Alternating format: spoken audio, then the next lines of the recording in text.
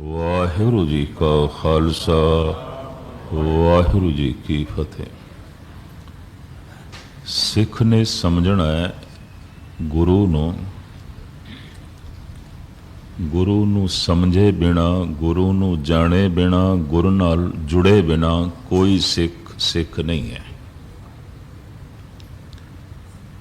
इतनी गल स्पष्ट है। अगर कोई पुत्र है तो किसे पिता करके, पिता दी होंद करके। अगर कोई सिख है तो गुरु दी होंद करके। पर एक पुत्र नू पिता दी होंद दा बोध ना होवे और साहिबा ने तो एक बड़ी सुंदर दलील दी है, ज्यों बेसवा के घर पूत जन्मत है तिस नाम परयो है द्रकुटी। द्रकुटी उस बच्चे नू कहंदे ने जिसनों अपनी वल्दियत का ना पता होवे, पिता दी होंद दा ना कौन प्यो है, कुछ भी बोध ना होवे। ये पंक्ति धन गुरु ग्रंथ साहब जी महाराज दी। ज्यों बेसवा के घर पूत जमत है तिस नाम परयो है त्रकटी। पुत्र ते है किसदा है कुछ पता नहीं, कोई बोध नहीं। मनुखी जगत विच ये सब तो वड्डी गाल बन गई जिस बच्चे नू अपने पिता दी होंद दा कोई ज्ञान नहीं, कोई पता नहीं। बड़ा सभ्य शब्द वरत्या है पातशाह दी बाणी ने, सभ्य। वरना इस तो नीवें शब्द सारी दुनिया दी भाषावां विच मौजूद ने उस बच्चे लई जिन्हों अपने पिता दी होंद दा कोई ज्ञान नहीं। उदालक एक बहुत बड़ा प्रसिद्ध संत होया, ऋषि होया। किसे देवदासी दा बच्चा सी, आश्रम दे पढ़न ले गया तो कहंदे ने वल्दियत पूछी गई। इसने हथ जोड़ के कहा चूंकि मैं सच पढ़न लई आया, सच नू समझण लई आया, सच नाल जुड़न लई आया, तो सच्चाई ये है कि मैनू पिता दी होंद दा कोई ज्ञान नहीं, कुछ भी पता नहीं, कोई ज्ञान नहीं। खैर इतने में विचकार गल आ गई। गुरु ग्रंथ साहब जी महाराज दे ये ख्याल गालबन 3-4 थावां ते आया है। ज्यों बेसवा के घर पूत जमत है तिस नाम परयो है त्रकुटी। ये गल वखरी है कि शर्मसार बच्चा एवें ही किसी का नाम ले लेवे। ऐसा भी होया सारी दुनिया च। फलाना मेरा प्यो सी, नाम भी दस देवे, ताम भी दस देवे, जद के ना होवे। ये पंक्ति धन गुरु ग्रंथ साहब जी महाराज दी। ज्यों बेसवा के घर पूत जमत है तिस नाम प्रयो है त्रकुटी। पिता दी होंद तो बिना पुत्र दी होंद हो नहीं सकती। कोई पुत्र है तो प्यो करके है, तो प्यो दा बोध नहीं, प्यो दा ज्ञान नहीं, प्यो दा पता नहीं, तो सारी दुनिया विच गाल है एक। अगर इस शब्द दे भी सही मैने अज दी प्रचलित भाषा विच अर्थ करिए तो गाल ही बन देना। ये भी मैं अर्ज करते हैं।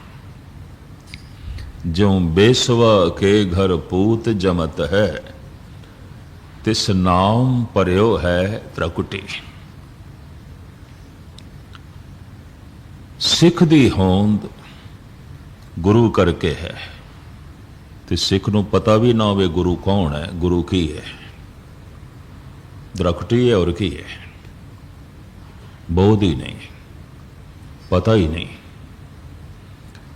ਸਰੀਰਕ ਤਲ ਤੇ ਐਸੇ ਦਰਖਟੀ ਬਹੁਤ ਘੱਟ ਨੇ ਜਿਨ੍ਹਾਂ ਨੂੰ ਆਪਣੇ ਪਿਤਾ ਦੀ ਹੋਂਦ ਦਾ ਗਿਆਨ ਨਾ ਹੋਵੇ। ਹਾਂ, ਯੂਰਪ ਦੇ ਵਿੱਚ ਇਸ ਤਰ੍ਹਾਂ ਦੇ ਬਹੁਤ ਸਾਰੇ ਬੱਚੇ ਹੁਣ ਹੋ ਗਏ ਨੇ, ਗੌਰਮੈਂਟ ਪਾਲ ਰਹੀ ਹੈ ਉਹਨਾਂ ਨੂੰ। ਭਾਰਤ ਦੇ ਵਿੱਚ ਵੀ ਕਈ ਆਸ਼ਰਮ ਨੇ ਇਸ ਤਰ੍ਹਾਂ ਦੇ, ਔਰ ਪੂਨਾ ਦੇ ਵਿੱਚ ਇੱਕ ਆਸ਼ਰਮ ਇੱਕ ਸਿੰਘ ਚਲਾ ਰਿਹਾ, ਸਰਦਾਰ ਅਵਤਾਰ ਸਿੰਘ ਆਨੰਦ। ਇਹ ਉਹਨਾਂ ਬੱਚਿਆਂ ਦੀ ਕਰਦਾ ਹੈ ਜਿਨ੍ਹਾਂ ਬੱਚਿਆਂ ਨੂੰ ਆਪਣੇ ਪਿਤਾ ਦੀ ਹੋਂਦ ਦਾ ਕੋਈ ਗਿਆਨ ਨਹੀਂ। ਔਰ ਗਜ਼ਬ ਦੀ ਗੱਲ ਸਾਰਿਆਂ ਨਾਲ ਵਲਦੀਅਤ ਇਹ ਅਵਤਾਰ ਸਿੰਘ ਆਨੰਦ ਜੋੜਦਾ ਹੈ।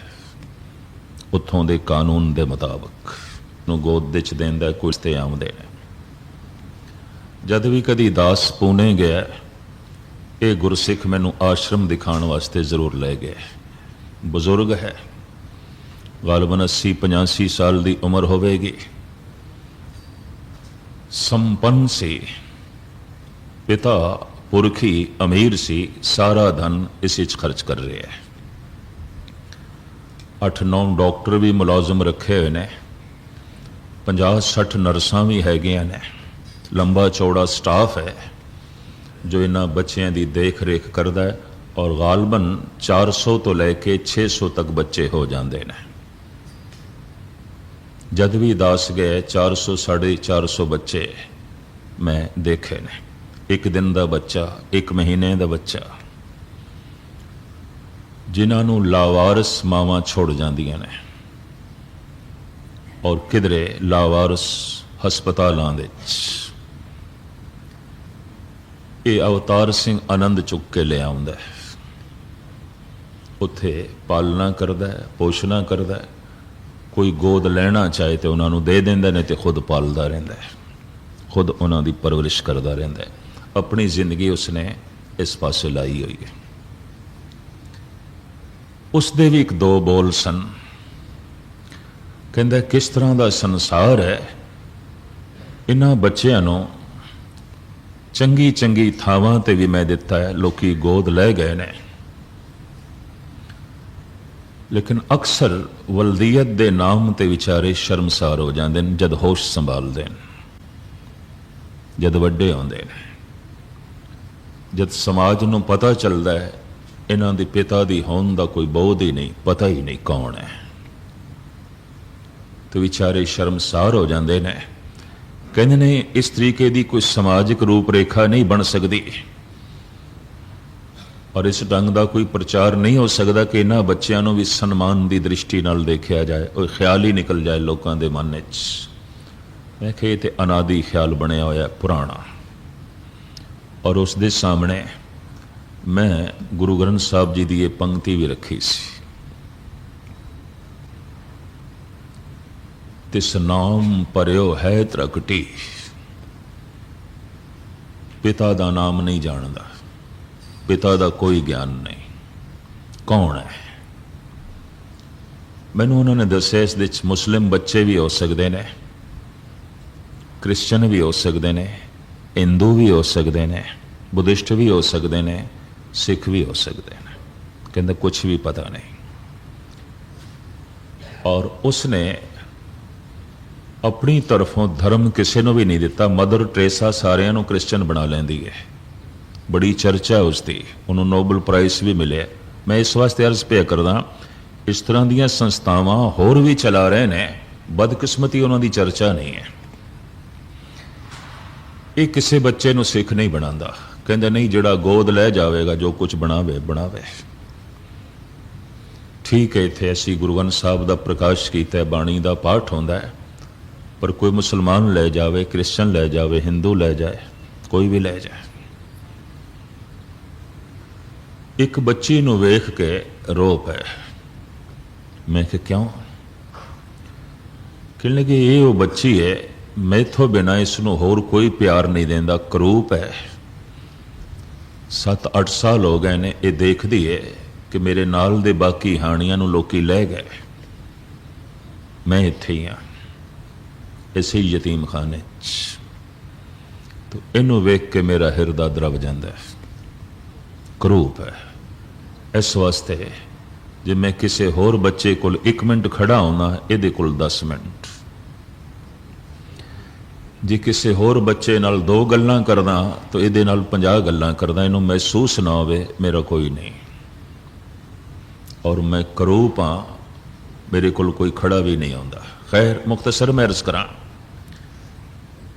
बने होए कोई रब्बी कुदरती संस्कारां दे मुताबिक उस बच्चे दा सारी दुनिया दे मनुखी जगत दे सन्मान नहीं है जो अपने प्यो का नाम नहीं जानता, धाम नहीं जानता।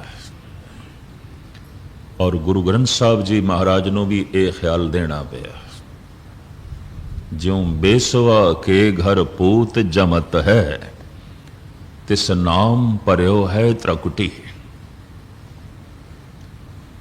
पुत्र दी होंद बनदी है प्यो करके, सिख दी होंद बनदी है गुरु करके। प्यो का पता ही नहीं ये पुत्र त्रकुटी है,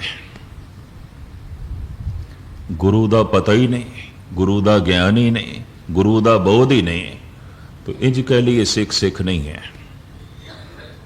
सिख दी होंद ते गुरु करके बनती है। दुनिया दे बहुत ऐसे घट बच्चे ने, थोड़े ने, ज्यादा नहीं ने सारी दुनिया जिन्होंने पिता दी होंद का ज्ञान ना होए, पर इस तरह के मनुखा नाल सारा संसार भरिया पिया जिन्होंने गुरु दी होंद का कोई ज्ञान नहीं, गुरु दी होंद का कोई पता नहीं। और मैं अर्ज करा, ये 2 पिता समान मने जाते हैं, पिता और गुरु। पिता बिंदी पिता है, गुरु नादी पिता है। एक दे मनुख बिंद तो पैदा होता है, एक दे मनुख शब्द तो पैदा होता है। नाद कहते हैं शब्द तो, नादी बिंदी। संतान भी 2 तरह की आती है, नादी बिंदी। और पिता भी 2 तरह के होंगे ने, नादी बिंदी। जे असी गुरु नानक नूं कलगीधर नूं पिता कह देंदे हां तो बिंदी नहीं, उन्हां दी बिंदी संतान 4 साहिबजादे सन गुरु गोबिंद सिंह जी महाराज थे।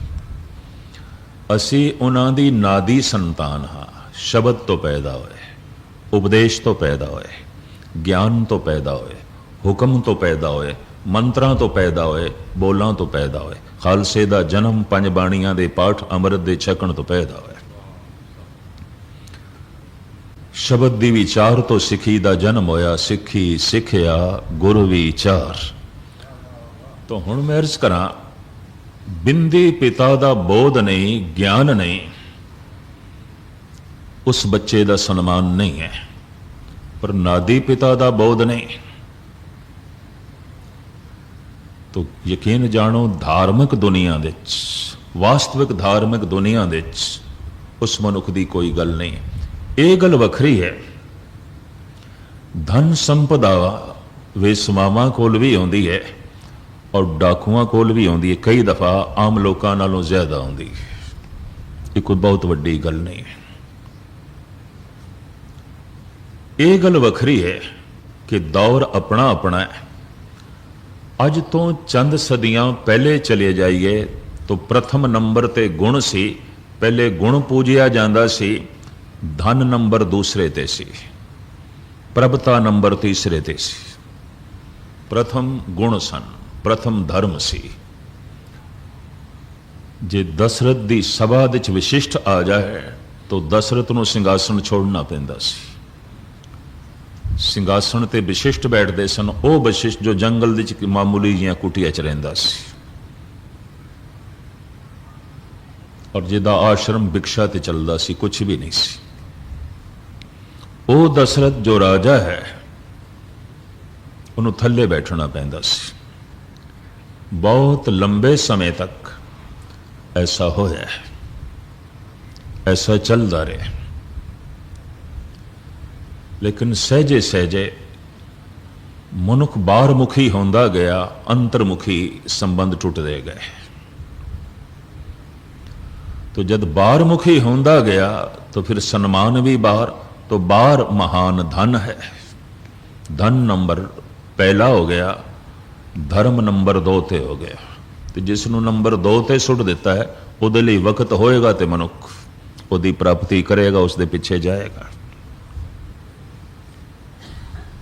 इस वास्ते चूंकि जिंदगी बाहरमुखी हो गई तो बाहरमुखी पिता, अस्थूल पिता, उसका अगर बोध ना होवे तो समाज घिरना नाल देखता है, ये बच्चा तो एवें ही है, इनू प्यो का कोई ज्ञान नहीं। लेकिन एक दौर ऐसा लंघिया है, घिरना की दृष्टि च वो देखा जाता सी जिसनों गुरु का कोई बोध नहीं सी। पातशाह की बाणी भी कहती है, जो गुरु गोपे अपना से नर बुरियारी। गोपे कहते हैं गुपत, जिहदी जिंदगी च गुरु गुपत है,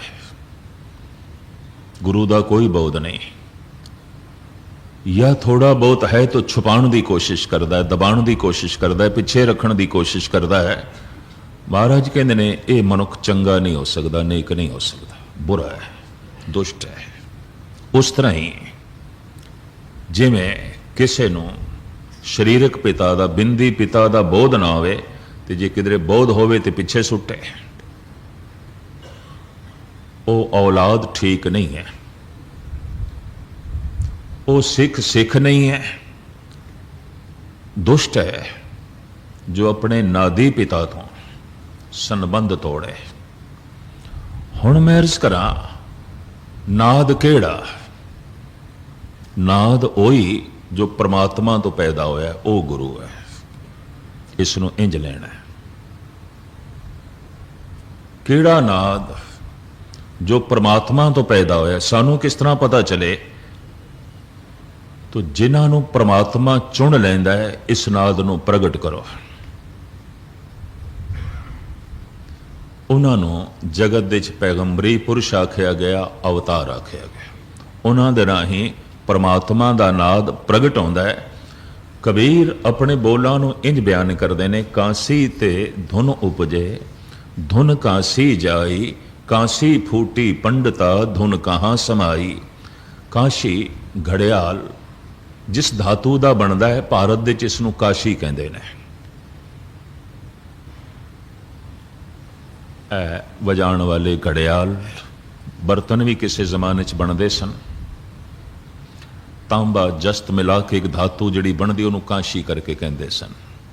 पुराने बजुर्ग जरूर जानते होंगे भी कांशी दे भांडे ने। ये घड़ियाल कांशी का बनया। घड़ियाल अक्सर काशी दे बनाते सन, कारण कि कितना भी पानी बरसदा रहे, अक्सर घड़ियाल बाहर खुली थां ते आउंदे सन, जंगाल नहीं खांदा। ये धातु नूं जंग नहीं लगता, उस तरह ही चमकती रहिंदी है कांसी। और कांसी के बर्तनों नूं आम भारत विच पहले वरतिया जाता रहिंदा, क्योंकि इनू जंगाल लगता ही नहीं और खान पान उस लई ठीक मनिया गया। खैर, कबीर कहते ने घड़ियाल नूं वजाया धुन निकली, पर दसोगे धुन कित्थे समा गई? वो घड़ियाल टुट गया। उस दे चों जिहड़ी धुन निकली सी वो कित्थे समा गई? काशी ते धुन उपदे। वो जिहड़ी धुनी उपजी सी, धुन काशी जाई, काशी फूटी पंडिता, धुन कहाँ समाई। जिस तरह उस काशी दे चों धुन निकली, सहजे सहजे उसे ची समा गई। शब्द प्रभु तो प्रगट होंदा है, प्रभु विच ही समांदा है, परमात्मा विच ही समांदा है। जो परमात्मा तो नाद आया है, बस ये गुरु है। और परमात्मा की आवाज़ ही परमात्मा तक पहुँचा सकती है, किसी होर दी आवाज़ नहीं। इंज लो, इनू मैं कोई अतकथनी ना समझ लेना, या किधरे मेरी जिद भी ना समझ लेना। गुरबाणी तो जो मैं प्रेरणा लईए तो गुरबाणी जिसकी तस्दीक पई कर दी है, थोड़े सामने रख रहे हैं। तो लफ्ज़ एक दफ़ा मैं फिर दोहरा दें, दुनिया च हैं ऐसे बच्चे जिन्हां नूं प्यो दा ज्ञान कोई नहीं, समाज की नज़रां 'च घिरे हुए ने। इन्हां दी तादाद थोड़ी है, बहुत घट है। इन्हां दी तादाद बहुत ज़्यादा है, बहुत ज़्यादा है जिन्हां नूं गुरु दा कोई इलम नहीं। उंज सिख ने, गुरु दा कोई इलम नहीं। और मैं ये भी अर्ज कर दिया खुलासा करने तो पहले, सिख कोई मजहब नहीं है, फिरका नहीं है, टोला नहीं है। सिख दे अखरी अर्थ ने मैं सीखना चाहना और मैं सीखण नूं तैयार हाँ और मैं कुछ नहीं जानता। तीन गल्लां उस दे च होण। मैं सीखना चाहना, मैं कुछ नहीं जानता, मैनू कोई ज्ञान नहीं, मैनू कोई बोध नहीं।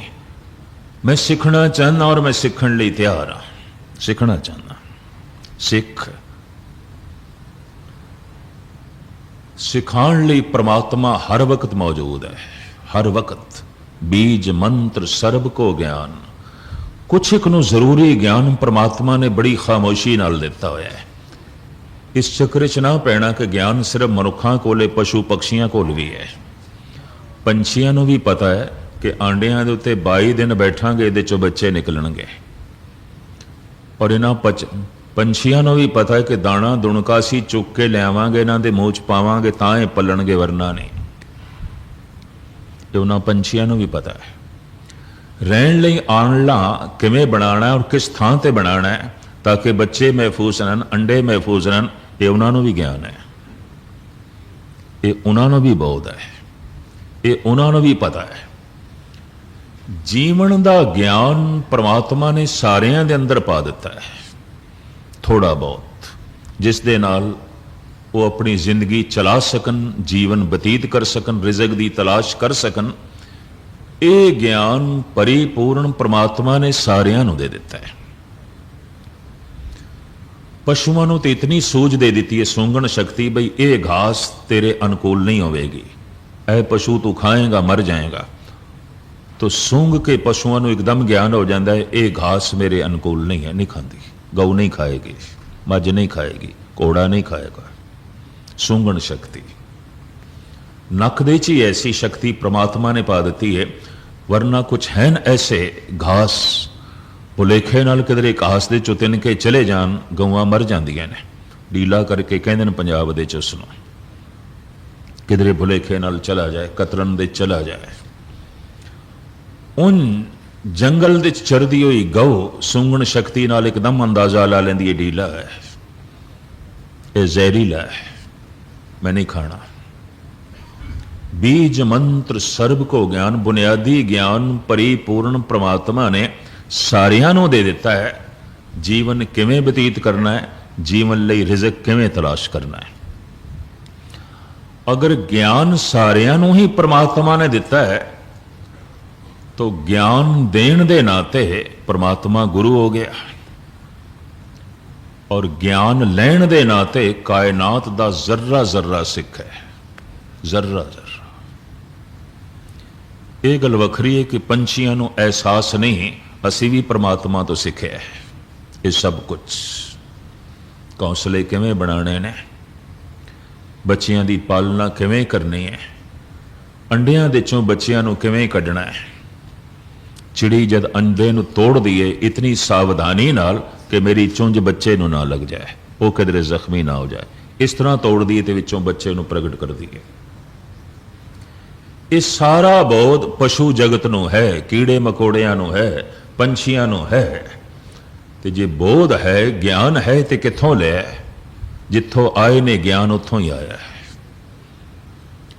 जिथों अस्थूल शरीर आया है, ये सूझ समझ भी उत्थों ही आई है। ते जिथों ज्ञान आया है, ज्ञान देण दे नाते परमात्मा गुरु है, ज्ञान लैण दे नाते मनुख नूं छोड़िए पशु पक्षी भी सिख ने। सिख कोई फिरका, टोला, मजहब नहीं है, धर्म है। अगर ये फिरका, टोला, मजहब आउंदा तो यकीन जानो गुरु ग्रंथ साहब जी महाराज दे च गुरु नानक दी बाणी तो इलावा कबीर लई कोई थां नहीं सी, फिर फरीद लई कोई थां नहीं सी। फिर जयदेव, रामानंद, परमानंद, त्रिलोचन, इन्हां लई कोई थां नहीं सी। और गजब की गल यह है, सब वख-वख मंत्रां दा जप करते हैं। ये गल वखरी है कि सारे ही शब्द नूं गुरु मनते हैं। ये मैं अर्ज करते हैं। कल मैं अर्ज की सी, कबीर अपने गुरु का नाम दसते ने। कहो कबीर मैं सो गुर पाया, जाका नाम विवेको। हुण अपने गुरु का नाम भी दसते ने। जिसका नाम ज्ञान है, विवेक है, बस यही मेरा गुरु है। हद हो गई। ज्ञान यही थोड़ा गुरु है, पर ज्ञान लिया किथों? हमरो भरता बड़ो विवेकी, आपे संत कहावे, ओ हमारे माथे कायम और हमरे निकट ना आवे। ओ भरता, ओ परमात्मा सर्वशक्तिमान, इस सब कुछ उस तो आया है, तो हुण होर मैनू किसी देही दी, किसी संत दी लोड़ नहीं। भगत कबीर। और यही कारण है, जिस तरह गुरु नानक भारत विच नहीं समझे गए, दुनिया च नहीं समझे गए, कबीर भी नहीं समझा गया। हमरो भरता बड़ो विवेकी, आपे संत कहावे, ओ हमारे माथे कायम और हमरे निकट ना आवे। उस संत दा, उस गुरु दा हथ हर वक्त मेरे सिर ते है और हर थां ते है। तो हुण होर हथ नूं मैं की करां, जिहड़ा हथ किसी कमरे च पिया होवे, किसी शहर दे, किसी मुल्क दे, हज़ारां मील की दूरी ते वो हथ मेरे सिर ते पहुंच ही नहीं सकता। उस हथ नूं मैं की करां? कबीर कहंदे ने, मेरा जिहड़ा गुरु है उसका हथ मेरे सिर दे उत्ते हर थां ते है, मैं जिथे भी होवां। ओ हमारे माथे कायम, उसका हथ मेरे मथे ते कायम है, हर थां ते। गजब दी गल, हर थां ते, हर शहर दे उसका हथ थोड़े सिर ते है। कबीर कहंदे ने, हाँ, ओ हमारे माथे कायम, वो मेरे मस्तक दे उत्ते उसका हथ कायम है। मैं जिथे भी चला जावां उसका हथ मेरे सिर ते है। मैं बैठा, उठा, चला, उसका हथ मेरे सिर ते है। तो इस तो गल स्पष्ट हो गई, कोई गुरु व्यापक सतह है। तो कल मैं अर्ज की सी, जो सारी थावां ते नहीं हो परमात्मा नहीं है, और जो सारी थावां ते नहीं हो गुरु भी नहीं है। परमात्मा सारी थावां ते तू सबनी थाई, जिथे हो जाई साचा सिरजन हार जियो। गुरु सारी थावां ते है, गुरु मेरे संग सदा है नाल। परमात्मा सारी थावां ते, इस वास्ते सारी थां ते अंग संग है। सदा अंग संगे अभंगंग विभूते। गुरु सारी थावां ते, गुरु मेरे संग सदा है नाले। ते हुण परमात्मा ते गुरु दा बोध ना आवे, ये गल वखरी है। वरना सब थां ते मौजूद ने। जैसे सूरज की रोशनी ते हर पासे है, पर अंधे लई नहीं है। वो किधरे भी चला जाए रोशनी नहीं है। उन्होंने 10-20 बंदे व्याख्या करके समझान, रोशनी इंज आउंदी है, प्रकाश इंज आउंदा है, और वो व्यापक है। तो जो बंदा कह देवे, पहले मैनू दसो, दिखाओ, किस तरह दिखाइए? आखी कोई नहीं। दुनिया दे च ऐसे अंधियां की तादाद बहुत घट है, जिन्हां दी अखां दे च रोशनी नहीं। ऐसे अंधियां की तादाद बहुत ज्यादा है, जो अखां बंद करके ही चलते हैं, खोलने ही नहीं चलते, खोलते ही नहीं, सच्चाई नूं वेखना ही नहीं चाहते। और बहुत लंबे समय तक अखां कोई बंद कर लवे, अखां ते पट्टी बन लवे, तो कहंदे अखां अपनी रोशनी गवा बैठदियां ने।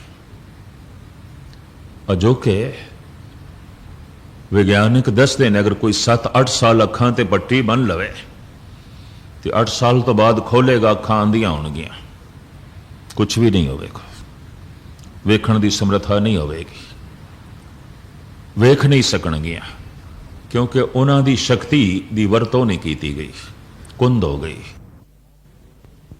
परमात्मा प्रकृति चाहती है, जे अंग दिते ने इन्हां तो कम लै, और जितना कम लेगा तां ही स्वस्थ रहेंगे, तां ही ठीक रहेंगे।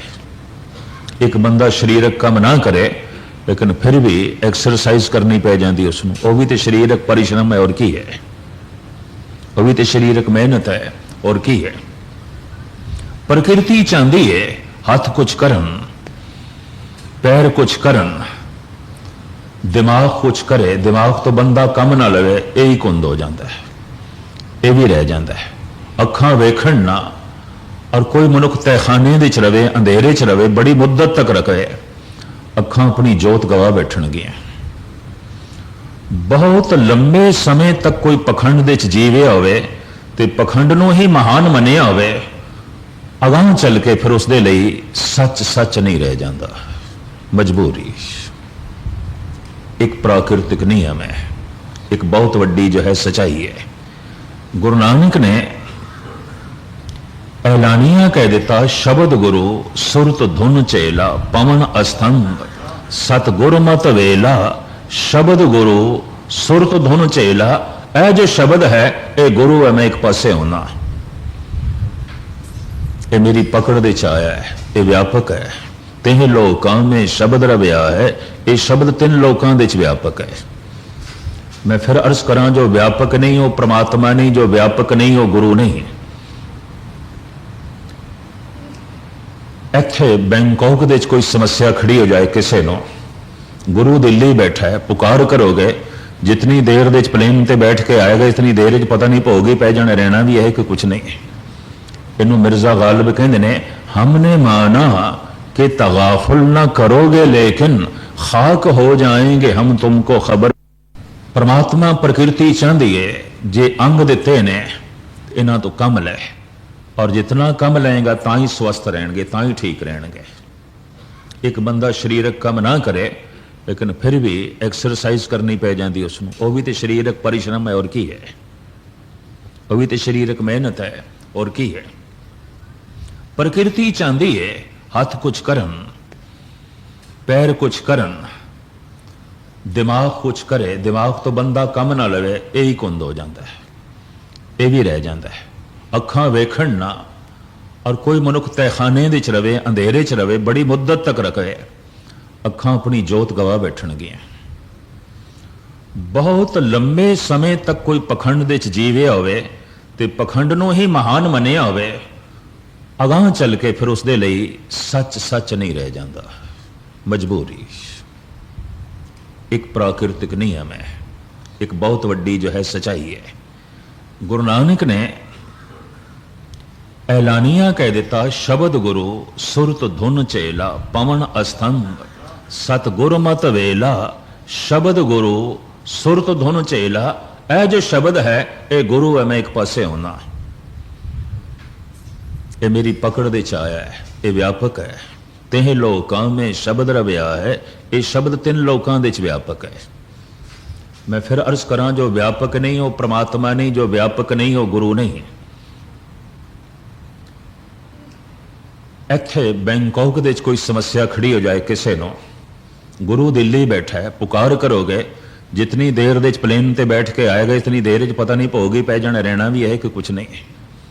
इनू मिर्जा गालिब कहते ने, हमने माना कि तगाफुल ना करोगे लेकिन खाक हो जाएंगे हम तुमको खबर होने तक। मैं मनदा तू देरी नहीं करेगा, पर फिर भी जितनी देर तू आवेगा मैं ते खाक हो जाना है, मेरी होंद ही नहीं रहनी।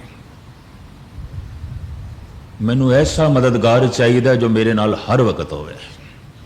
गालिब भावें दुनियावी शायर होया है, और इतनी गल तो मननी पेगी कि धर्म दियां भी कुछ बारीकियां नूं इसने बड़ी गहराई नाल छोया है।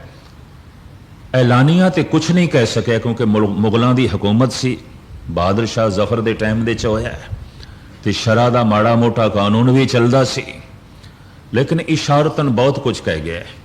हम जानते हैं जन्नत की हकीकत को, लेकिन शब्द कह गए। ऐ मौलवी, मैं जानदा जन्नत किसनों कहंदे ने, बैकुंठ की है, पता है, मैं इसनों समझदा। हम जानते हैं जन्नत की हकीकत को, लेकिन दिल के बहलाने को गालिब ये ख्याल अच्छा है। ए मौलवी तेरा ख्याल सिर्फ दिल बहलावा है और कुछ नहीं, झूठा लालच। तू जो कुछ जन्नत दे नक्शे खिंचदा है बई उत्थे हूरां ने, उत्थे अंगूरी शराब है, इत्थे बोतलों च मिलती, उत्थे शराब के चश्मे पे चलते हैं, कंचन दे महल ने, इत्थे तेनू सेंट लाना पैंदा, उत्थों की हवा ही खुशबूदार है, सुभावक ही खुशबूदार है। जन्नत गालिब कहता है अगर यही जन्नत है तो फिर नमाज पढ़न की लौड़ नहीं, लेकिन जिहड़ा शब्द कह गया इशारतन, फिर तो बंदगी करने की लौड़ नहीं। इस तरह की जन्नत जमीन के उत्ते मौजूद है, नरक ते स्वर्ग जमीन ते मौजूद ने, जिस दे कोल सारे इंद्रियां का रस मौजूद है। भारत विच आख्या गया इंद्र है, यह स्वर्ग का देवता है, ये कोल स्वर्ग है। क्यों? ये कोल अखां का रस भी है, कन्नां का रस भी है, जबान का रस भी है, खलड़ी का रस भी है, नासका का रस भी है, सारे रस मौजूद ने इंद्रियां दे। और जेड़ा इंद्रा चाहे जिस वक्त चाहे रस नूं मान सकता है इंद्र। और किस नूं इंद्र कहते हैं? ये स्वर्ग दे च है। गालिब भी यही कहता है तो इत्थे मौजूद है। इशारतन इकबाल ने भी रद्द कर दी है इस तरह की जन्नत नूं। बहिश्तो हूरो गिलमा इफ्ज़े तायत मैं ना मानूंगा, इन्हीं बातों से ए वाइज ज़ईफ ईमान होता है। ए मौलवी ये जिहड़ियां तेरियां गल्लां ने ये धर्म नूं कमज़ोर करने वालियां ने, पर खुले रूप दे इकबाल भी नहीं बोलता, गालिब भी नहीं बोलता शरा दा कानून। पर कहते असीं जानते हैं, सानू पता है जन्नत किस नूं कहते हैं, सानू पता है खुदा की है। सब तेरियां भौंडियां गल्लां ने। धर्म दे नाम ते इतना अधर्म चलता है धार्मिक अस्थानां दे विच, धर्म की दुनिया दे विच जिन्हां ने धर्म की मोहर लाई हुई है, और दुनिया भटक के रह जाती है। चाहे वह इस्लामी जगत है, चाहे हिंदू जगत है, चाहे सिख जगत है। यह भी मैं अर्ज करते हैं, बड़ी अज्ञानता, बड़ी ना समझी। एक पासे आउंदे गए शरीरक रूप दे गुरु नानक, गुरु अंगद देव जी, गुरु अमरदास जी, एक पासे आउंदे गए। किधरे काया नूं ही लोकी अगे ना कर देन, शब्द नूं अगे करते रहे। जिस दिन दरबार साहब दे प्रकाश होया, हरिमंदर साहब दे इक्को ही कथा हुई है। उस तो बाद मंजी साहब बाहर जो अस्थान बने होया है, पहले गुरु अर्जन देव जी कथा करते रहे, उस तो बाद भाई गुरदास जी करते रहे। परंपरा के मुताबिक अजे तक वो चल रही है। गालबन कोई 25-30 दिन साल दे साल दास भी हाजरी उत्थे बरदा हुंदा है। गुरु रामदास जी के गुरपुरब तो लैके दिवाली तक ये परंपरा गुरु अर्जन देव जी ने चलाई सी। हरिमंदर साहब दरबार साहब दे केवल कीर्तन होंदा है, पर एक कथा हुई है और वो गुरु अर्जन देव जी महाराज ने की थी। और जिहड़ी कथा से उसनूं कवि संतोख सिंह ने गुर प्रताप सूरज दे च लिखे है। जिस तरह की कथा लिखी हुई मैं थोड़े सामने रखा। जो संगतां बैठियां सन, जिस दिन गुरु ग्रंथ साहब जी महाराज का प्रकाश होया, संगतां ने आप नूं कहा आप ताबिया ते बैठो। आप कहने लगे नहीं, बाबे बुढ़े नूं बिठाया। कहने लगे पोथी परमेश्वर का स्थान, मैं साक्षात परमात्मा की बराबरी ते किस तरह बैठा। गुरु अर्जन देव जी आप दी ज्ञात लई अर्ज करा। चद्दर विछा के थल्ले सौंदे सन, पलंग दे उत्ते सुखासन गुरु ग्रंथ साहब जी महाराज दा हुंदा सी। याद दे च अजे तक चद्दर विछाई जाती है कोठा साहब दे च, अज तक, अजे तक। प्रकाश तो बाद आप सतगुरु कदी चारपाई ते फिर नहीं सुते, पलंग ते नहीं सुते, थल्ले। पोथी परमेश्वर का स्थान। चानना सूरज का रूप है, ज्ञान परमात्मा का रूप है। उस दिन जो पातशाह ने कथा की थी वो मैं थोड़े सामने रखा। सतगुर के शरीर हैं जो सब थान समय सब नाम दरस हैं। जिस शरीर नूं तुसी सतगुरु कहंदे हो, इस शरीर दे सारी थां ते दर्शन नहीं ने। मेरी काया हर थां ते नहीं है, हर वक्त नहीं है, हर थां ते नहीं है। गुरु अर्जन देव जी सतगुर के शरीर हैं जो सब थान समय सब ना दर्श हैं। ग्रंथ हृदा गुरु को एव जानो उत्तम है सब काल रहे हैं। गुरु ग्रंथ साहब ਨੂੰ ਗੁਰੂ ਦੀ ਆਤਮਾ ਸਮਝੋ, ਪ੍ਰਭੂ ਦੀ ਆਤਮਾ ਸਮਝੇ ਉੱਤਮ ਨੇ। ਇਹ ਹਰ ਵਕਤ ਨੇ ਤੇ ਹਰ ਥਾਂ ਤੇ ਨੇ। ਗੁਰੂ ਮੇਰੇ ਸੰਗ ਸਦਾ ਹੈ ਨਾਲ। फिर अगली जी तीसरी पंक्ति भाई साहब भाई संतोख सिंह जी ने लिखी है, और इतनी गल तो मननी पैगी, और सियाने मन रहे ने चंगे चंगे विद्वान कि कवि संतोख सिंह ने जो कुछ लिखे है, विद्वान कहते ने एक कविता मानो उन्हों की जबान ते इंज वसी है जिमें किसी पहाड़ चो झरना निकलता है, जिमें परमात्मा आप ही बोली जा रहे। 10 गुरुआं दा इतिहास सारा कविता दे नज़म दे, और उहदे च बहुत वड्डा ज्ञान भी ते इतिहास भी इन्ना सारा। अज कोई सिलसिलावार पढ़न भी लगे तो कई महीने चाहिए ने, पर गज़ब की गल सारा कविता दे च निकलिया। और ऐसी कविता दे जिहड़ी महान है, जिसका कोई मुकाबला नहीं अज तक। बिना रब्बी बख्शिश तो नहीं हो सकता, बिना ईश्वरी कृपा तो नहीं हो सकता, और बिना पूर्वले संस्कार तो नहीं हो सकता। भाई साहब भाई संतोख सिंह जी कहते हैं, धन गुरु अर्जन देव जी महाराज ने यह उपदेश दिता। हाँ, सिख जगत इनकारी नहीं। परमात्मा की पहचान किस तरह होगी कि इस मनुख के अंदर प्रगट हो गया, गुणा तो होगी। सब गुण तेरे मैं नाई कोए, विण गुण कीते भगत ना होए। चानणे नूं वेख के, घर दे चानणे नूं वेख के मनना पैगा सूरज दीयां किरणां इस घर दे प्रवेश कर गईयां। चानणा, दरवाजे खुले ने, बारियां खुलियां ने, तो सूरज दा चानणा घर दे चला गया। पड़दे लगे ने, दरवाजे बंद ने, बारियां बंद ने, कमरे दे च अंधकार है। सूरज दीयां किरणां नहीं अंदर प्रवेश कर रही, भावें द्वार ते दस्तक दे रही ने। कहते ने परमात्मा गुरु हर एक दे दिल दे बूहे ते खड़ा है, हर एक दे।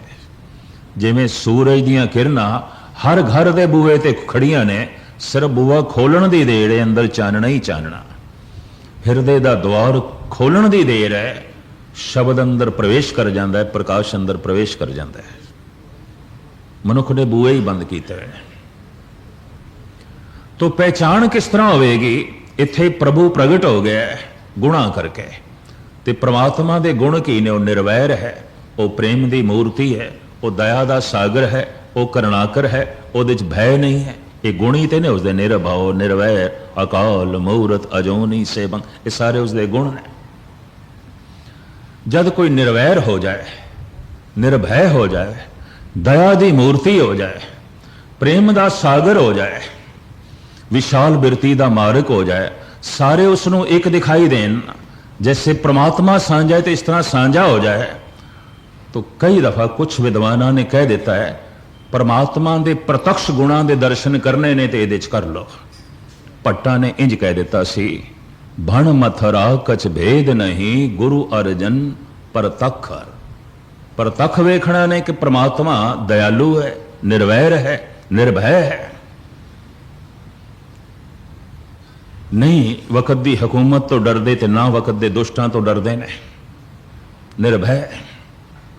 तो दर्शन कर लो गुरु अर्जन देव जी दे, निर्वैरता के दर्शन कर लो, शांति के दर्शन कर लो, प्रेम के दर्शन कर लो, ज्ञान के दर्शन कर लो, निर्भयता के दर्शन कर लो, विशालता के दर्शन कर लो। ये प्रत्यक्ष दे गुण।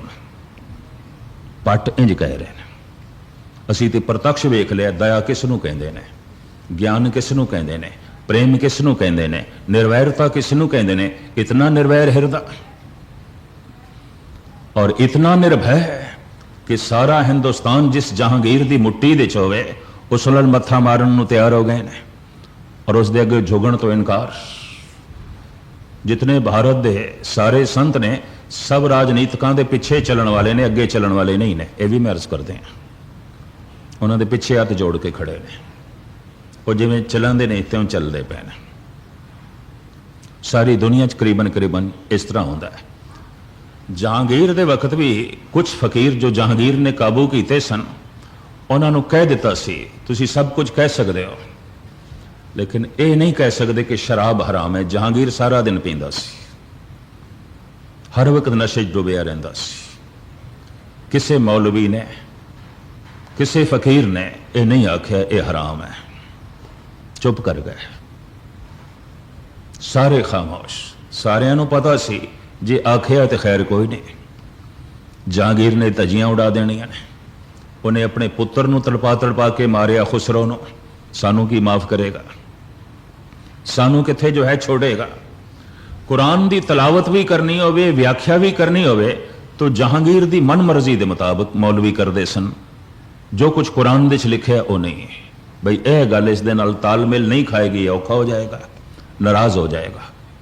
ਮੂੰਹ ਵੇਖ ਕੇ ਗੱਲ ਕਰਨੀ, ਮੂੰਹ ਵੇਖ ਕੇ ਚੁੱਪ ਕਰ ਜਾਣਾ, ਮੂੰਹ ਵੇਖ ਕੇ ਗੱਲ ਕਰਨੀ ਮੂਰਛਤ। ਇਸ ਤਰ੍ਹਾਂ ਦੇ ਪੁਰਸ਼ ਨੂੰ ਕਹਿੰਦੇ ਨੇ ਮੂਰਖ। ਸਿਰਫ ਮੂੰਹ ਹੀ ਰੱਖਦਾ ਹੈ,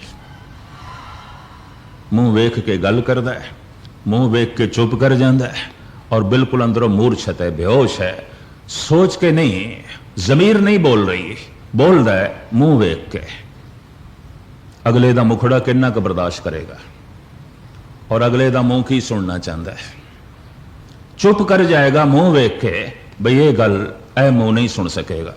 ਮੂਰਛਤ, ਮੂਰਖ। ਇਹ ਮੂਰਖਾਂ ਦਾ ਟੋਲਾ ਜਹਾਂਗੀਰ ਦੇ ਆਲੇ ਦੁਆਲੇ। ਗੁਰੂ ਅਰਜਨ ਦੇਵ ਜੀ ਨੇ ਮੱਥਾ ਮਾਰ ਲਿਆ। ਇਹ ਨਹੀਂ ਹੋ ਸਕਦਾ ਕਿ ਤੇਰੀ ਹਰ ਗੱਲ ਨੂੰ, ਤੇਰੇ ਹਰ ਹੁਕਮ ਨੂੰ ਸਿਰ ਮਸਤਕ ਤੇ ਰੱਖ ਦਈਏ। ਤੂੰ ਬਾਦਸ਼ਾਹ ਜ਼ਰੂਰ ਹੈ, ਇੰਤਜ਼ਾਮ ਕਰ ਰਿਹਾ ਦਾ, ਧਰਮ ਦੀ ਤੈਨੂੰ ਸੂਝ ਨਹੀਂ, ਸਮਝ ਨਹੀਂ। ਇਸ ਦੇ 'ਚ ਕੀ ਮਦਾਖਲਤ, ਇਸ ਦੇ 'ਚ ਕੀ ਦਖਲ ਅੰਦਾਜ਼ੀ? ਅੰਜਾਮ ਕੀ ਹੋਇਆ? ਗੁਰੂ ਅਰਜਨ ਦੇਵ ਜੀ ਦੀ ਕਾਇਆ ਦੀ ਸ਼ਹਾਦਤ। ਦੇਖਣ ਨੂੰ ਇੰਜ ਪਤਾ ਚਲੇਗਾ, ਬੜਾ ਦੁੱਖ, ਤੱਤੀ ਤਵੀ, ਉਬਲਦਾ ਪਾਣੀ, ਗਰਮ ਗਰਮ ਰੇਤਾ, ਪਰ ਕਿਤਨਾ ਜਿਗਰਾ ਹੁੰਦਾ ਹੈ। ਰੱਬ ਨਾਲ ਜੁੜੀ ਹੋਈ ਆਤਮਾ ਦੇ 'ਚ ਇਹ ਦਿਖਾਇਆ ਹੈ। ਆ ਗਿਆ ਮੈਂ ਭੂਖ, सोई कर सूखा, सोग हरख नहीं जान्यो, जो जो हुक्म भयो साहिब का, सो माथे लय मान्यो। परमात्मा दे हुक्म नूं मनना की है, ये प्रतख वेखिया गुरु अर्जन देव जी दे। निर्वैरता की है, प्रतख दिखाई दे रही है। दया की है, प्रतख दिखाई दे रहा है। प्रेम की है, प्रतख दिखाई दे रहा है। ज्ञान की है, प्रतख दिखाई दे रहा है। इन्ना ज्ञान सुखमनी साहब दी, सुखमनी साहब दी एक एक अष्टपदी दे ब्रह्म ज्ञान। 12 माह है आप दी रचना, संस्कृति श्लोक आप दी रचना है, फुने छंद ने, फिर गाथा है, चौबोले है, सब तो ज्यादा बोलने। जो प्रभु दे बोल पकड़ दे चाहे ते आपने जगत दे सामने रखे।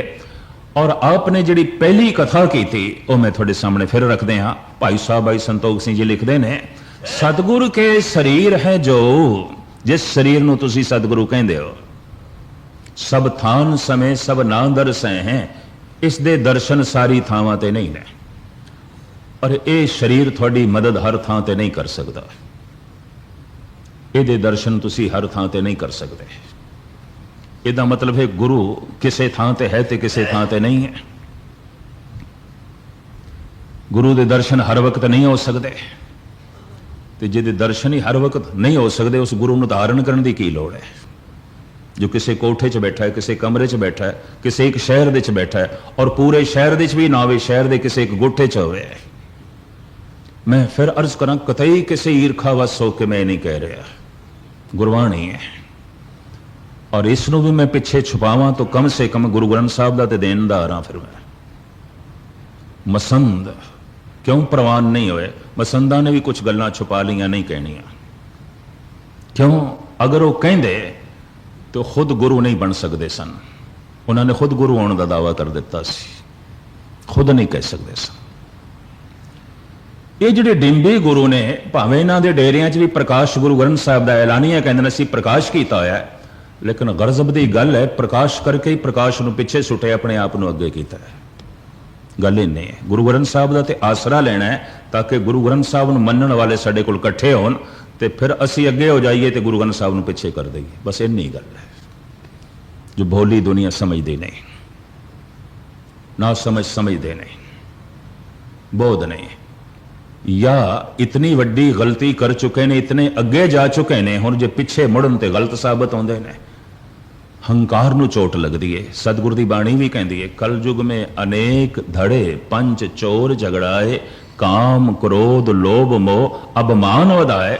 धर्म दे नां ते अपने अपने धड़े खड़े हो जाणगे, और ये जिहड़े धड़े खड़े होणगे वास्तविक धर्म नहीं होवेगा। हंकार करके खड़े होणगे, लोभ करके खड़े होणगे, अभिमान करके खड़े होणगे। गुरु नानक दी बाणी है। इतना हंकार वध गया, हुण नाल चलना गुरु दे औखा है, अपनी होंद चाहिए है।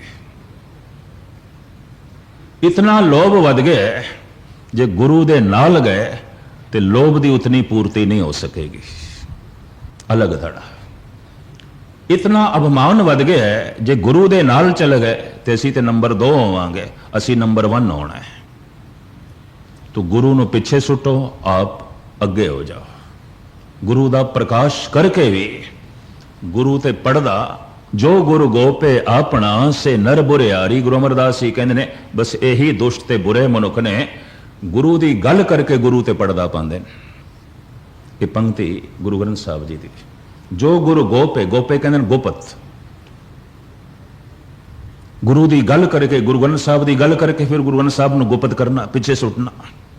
जो गुरु गोपे अपना ते नर बुरियारी। तो धन गुरु अर्जन देव जी महाराज ने उस दिन जिहड़ी कथा की थी, जिस तरह की लिखित है, मुख्तसर में एक दफा थोड़े सामने फिर रख दें। सतगुरु के शरीर है जो सब थान समय सब ना दरस हैं। इतनी गल वही कह सकता है जिस दे अंदर कोई हंकार नहीं, निर्माणता दी मूर्ति, गरीबी दी मूर्ति, विनम्रता दी मूर्ति। मेरी इस काया दे दर्शन हर थां ते नहीं कर सकते, तो जब हर थां ते नहीं कर सकते तो मैं सतगुरु किस तरह। गुरु अर्जन देव जी कितनी वड्डी गल कहते ने। गुरु रामदास जी का दाड़ा इतना वड्डा सी, जब आप खड़े हो जान तो दाड़ा जमीन ते लगदा सी। ऐसा होंदा है। दास जिन्हां कोल गुरबाणी ग्रामर पढ़दा रहा, बाबा बलवंत सिंह सन 73 दे गुजर गए। पुराने सारे बजुर्ग जानते हैं, क्योंकि सारे देश चो कथा भी करते रहे। वो भी जब खड़े होंदे सन दाड़ा जमीन ते लगदा सी, इन्ना वड्डा दाड़ा। तो जब कथा करन बैठते सन, दाड़े नूं मोंडे ते रखते सन। बाबा बलवंत सिंह पैरां थल्ले आंदा सी, इन्ना वड्डा दाड़ा। कुदरत ने कुछ इस तरह की किसी किसी नूं बख्शिश की होंदी है। कहते ने सिर दे केस गुरु गोबिंद सिंह जी महाराज दे इतने लंबे सन, इतने लंबे सन, जिस दिन आप केसी इशनान करते सन, खड़े होवन तो केस जमीन ते लगते सन। मुखड़े दा दाड़ा गुरु रामदास जी का इतना वड्डा सी, इतना वड्डा सी, लंबा सी, जब आप खड़े होवन तो दाड़ा जमीन ते लगता सी। बाबा श्री चंद कार भेट लैण लई आए, क्योंकि उदासियां दे तमाम डेरियां नूं खर्चा गुरु घर तो मिलता सी। और ये 10वें पिता तक सिलसिला चलता रहा। उदासियां दे डेरियां दा खर्चा गुरु घर तो जाता सी। साधुआं दे कपड़े, साधुआं दे धूणे लई लकड़ा, लंगर लई अन्न पानी, और ये साधु थां थां ते प्रचार कर सकन, दूर दूर जा सकन, इन्हां नूं घोड़े भी गुरु घर तो खरीद के दिते जांदे सन।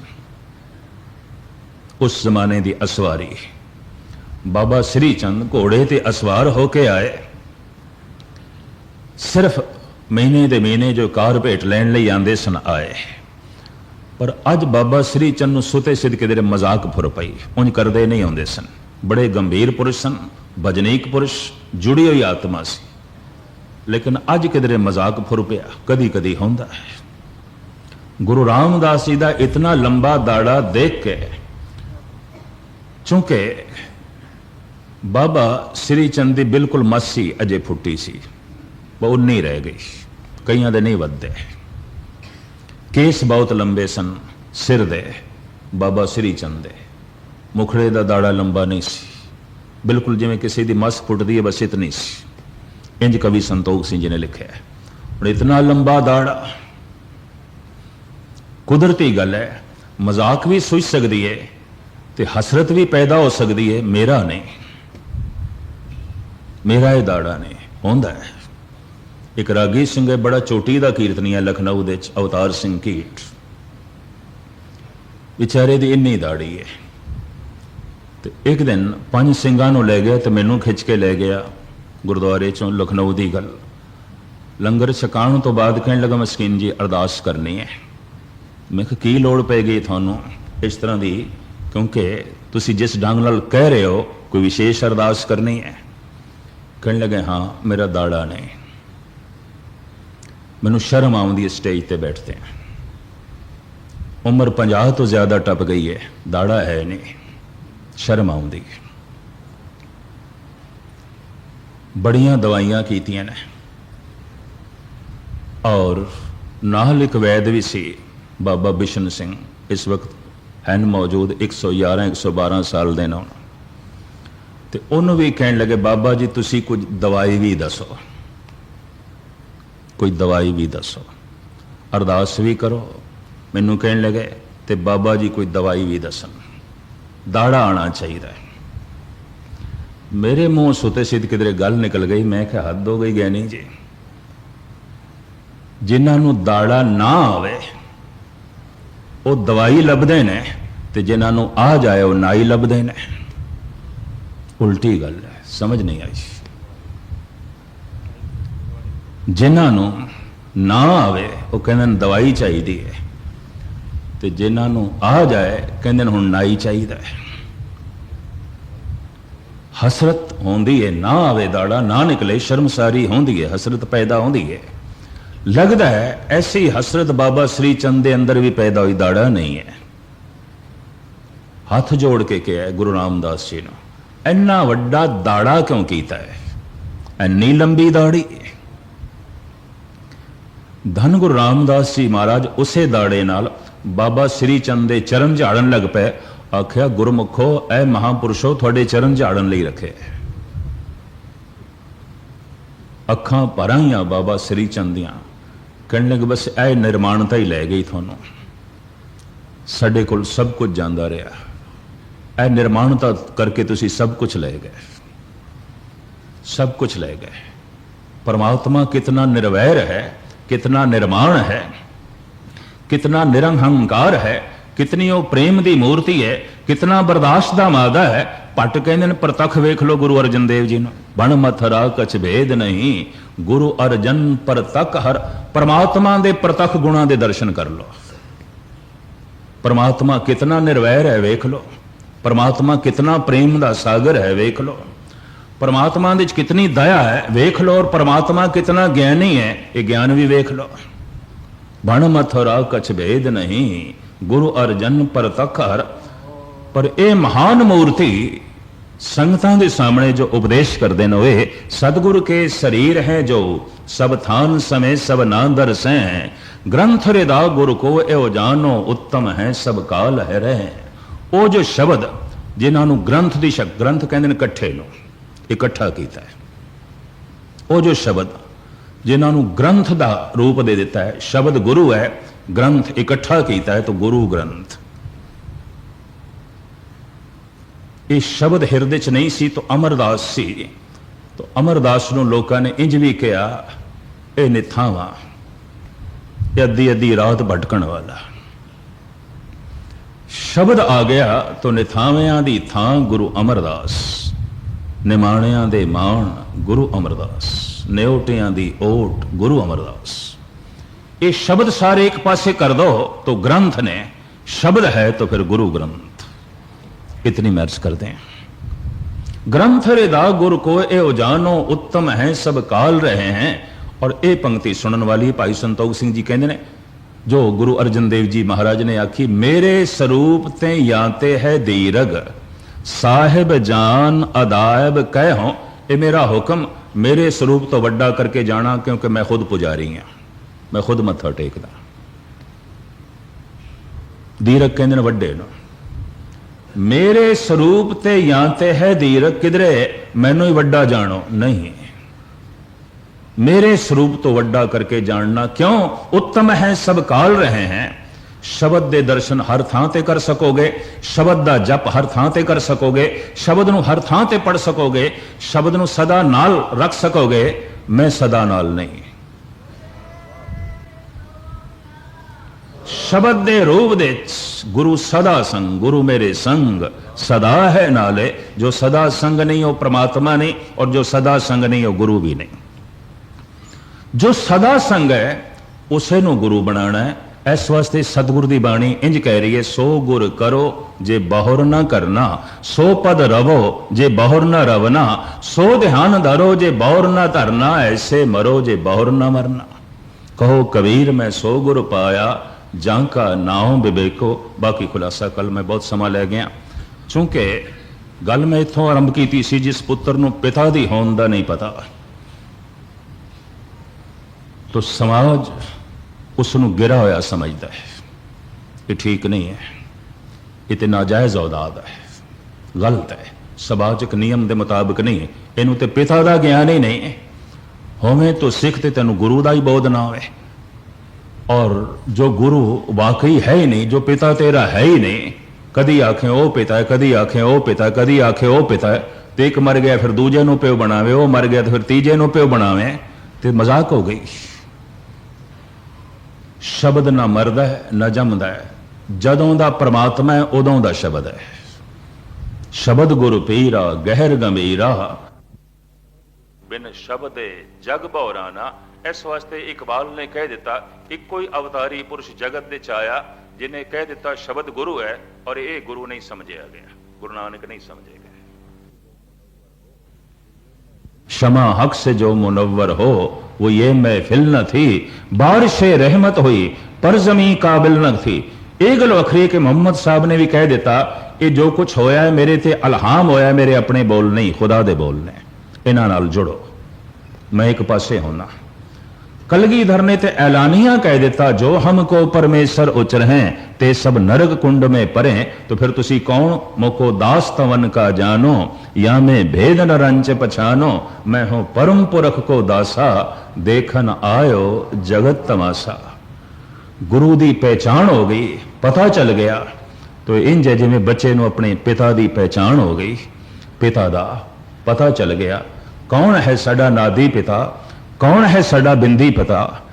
इस तरह का ज्ञान लाजमी चाहिए है। इस प्रकरण नूं एक दो दिन कोशिश करांगे, कुछ होर विषय काफ़ी ने गुरु ग्रंथ साहब जी महाराज दे मजमून, जिंदगी के कई पहलू ने, धर्म के कई पहलू ने जिन्होंने जानना है, समझना है। पर समय की गति के मुताबिक मैं तो पहले सोचिया सी 2-3 दिन गुर शब्द, इसकी विचार वास्तविक गुरु की है, पर इंज लगता है गुरु चाहता है नहीं ये गल चलती रहे, चलती रहे, चलती रहे। तो मैं देखना रोज़ इरादा करके बैठता हाँ समाप्ति करनी है, पर मैं देखना शब्द की समाप्ति नहीं होती, समय की समाप्ति हो जाती है, मेरी सोच शक्ति की समाप्ति हो जाती है, मेरे कहने की जिहड़ी शक्ति है उसकी समाप्ति हो जाती है, गुरु की विचार की समाप्ति नहीं होती। तो बाकी विचारां कल इत्थे समाप्ति, भुल चुक दी क्षमा। वाहिगुरू जी का खालसा, वाहिगुरू जी।